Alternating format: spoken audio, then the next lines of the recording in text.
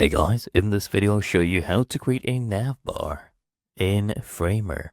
First I want you to just hit the F key on your keyboard, okay?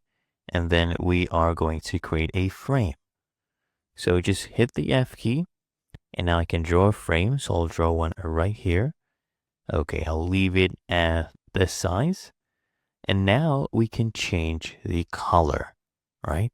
Just make sure you change the type to fixed, so that when you are scrolling down, right, the user can basically still see the navigation bar when you scroll down on the page. Now that we have it fixed, let's change the color. I'll change the fill right here. You can use gradients as well, right? So let's say you want it to be a bit on the pinker side. You can easily do that, okay? So let's say this one right here. This is our navigation bar. And now we can add different things. So let's do text, right? I can type in right here, for example, about. Okay, and resize this. So I'll come here, scroll down. We will be able to see the size. Let's do 24 pixels. Actually, let's do 36. 36 would be a good size. You can easily change the font.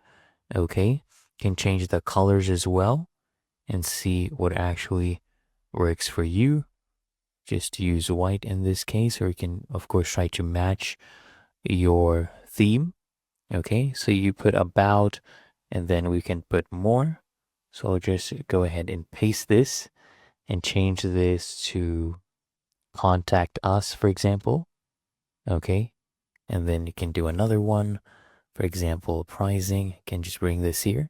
So I copied the first one using Control-C, and now I am just going to go ahead and paste them in and just change it, right? You can also bring in logos.